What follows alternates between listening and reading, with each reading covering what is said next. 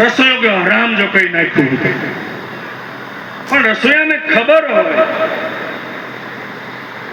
રસોઈયાને ખબર હોય ઓલા બાબા કેવા બાબા કપલીન વાળા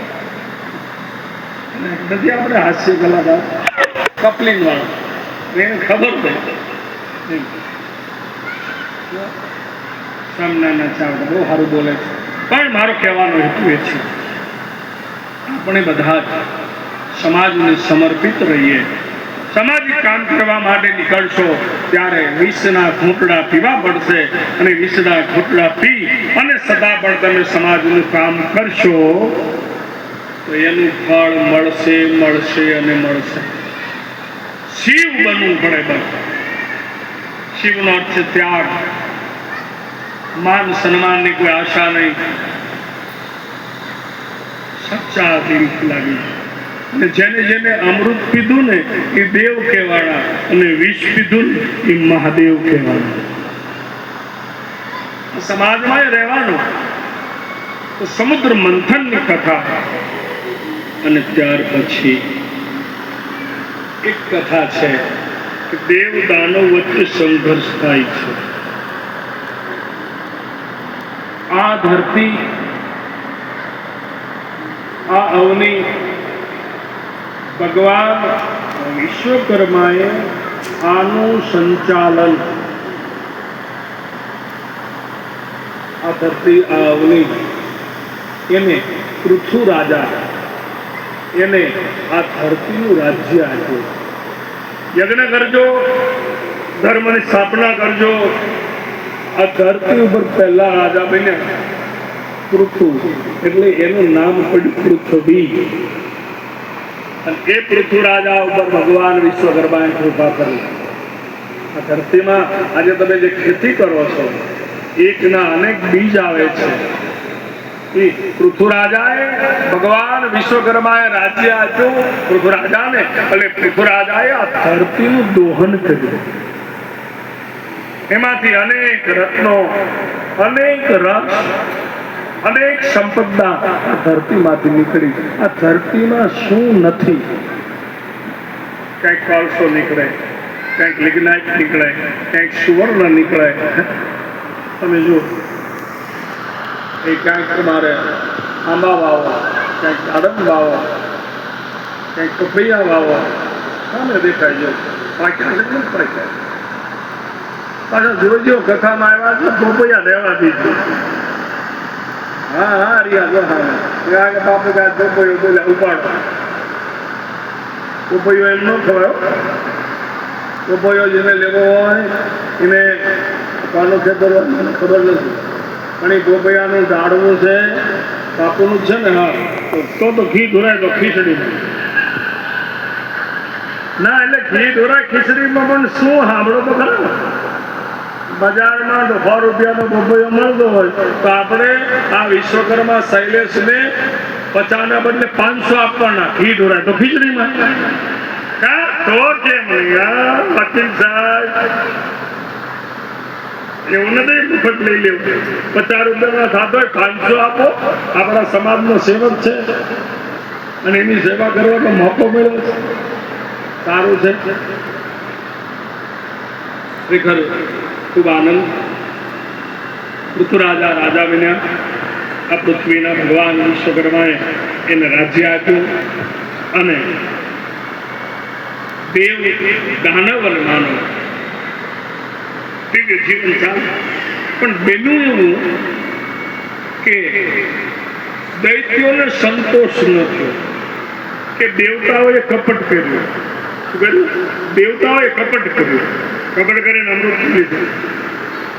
કથા છે કપટ કર્યું ને પછી ભાગ્યા હતા અમૃતનો કુંભ લઈ. પછી એમ કહે છે કુંભ જ્યાં સલખાણો, જ્યાં જ્યાં ટીપા પડ્યા ને ત્યાં એક એક કુંભ મેળો થાય. પ્રયાગરાજ, હરિદ્વાર, નાસિક અને ઉજ્જૈન. તો દાદાની કૃપા તો વિશ્વકર્મા દાદા જેટલી કલ્પનાઓ મેં કરીને એ બધી બોલો એને સાકાર કરી. કુંભ મેળામાં બધા સંપ્રદાયો, બધા અખાડા, આ બધાની રાવટી હોય. તો મને એમ થયું આપણું વિશ્વકર્માનું કેમ કહી ગયું કે જ્યારે ઉજ્જૈનમાં કુંભ થયો ને અને દાદાની ખૂબ દયા છે અને વાત મોદી સમાજની વચ્ચે અને આ તો કાંઈ નથી આવો ગામ ને એ ઉજ્જૈનમાં કુંભ મેળામાં ભજન અને ભોજન સમાજના સહયોગ ત્યાર પછી પ્રયાગરાજ ત્યાર પછી હરિદ્વારમાં આવ્યો છે એ વખતે કોરોના કાળ હતો તે પછી હમણાં પ્રયાગમાં ગયો મહાકુંભ તો અહીંયા એમને વિશ્વકર્મા ધામ બનાવ્યું હતું એ વિશ્વકર્મા ધામ બનાવ્યું સમાજના જે લોકો આવે રહેવા જમવાનું ફ્રી અને રોજ કથા કીર્તન સેક્ટર 12માં હતું અને હવે આવશે કુંભ મેળો નાસિકમાં પ્રશાસનમાં આપણે લખીને આપી દીધું છે મહારાષ્ટ્ર સરકારને ના મહારાષ્ટ્રના શિક્ષણ મંત્રી દાદા સાહેબ ભુસે ગયા સપ્ટેમ્બર મહિનામાં એમને મારી કથા કરાવડાવી વિશ્વકર્મા કથા શિક્ષણ મંત્રી છે મહારાષ્ટ્રના અને એને યજમાન પદે રહીને કથા કરી મેં કીધું મારે દક્ષિણા નથી દીધી કુંભ મેળો આવે ને એટલે એમાં અમારે વિશ્વકર્માની રહેવા જમવાની સગવડ કરવી છે સારી જગ્યા અપાવજો એટલે આ વખતે કુંભ મેળો આવશે નાસિક તો ભગવાનની કૃપાથી આખું સૃષ્ટિનું ચક્ર ચાલે પૃથ્વીરાજા રાજા બન્યા દેવદાનવનો સંઘર્ષ મટતો નથી એક દિવસ બધા અસુરો ભેગા થયા મીટિંગ કરી અને મીટિંગ કર્યા પછી શું થયું છે એક અસુર ઉભો થયો એનું નામ છે કુસંગ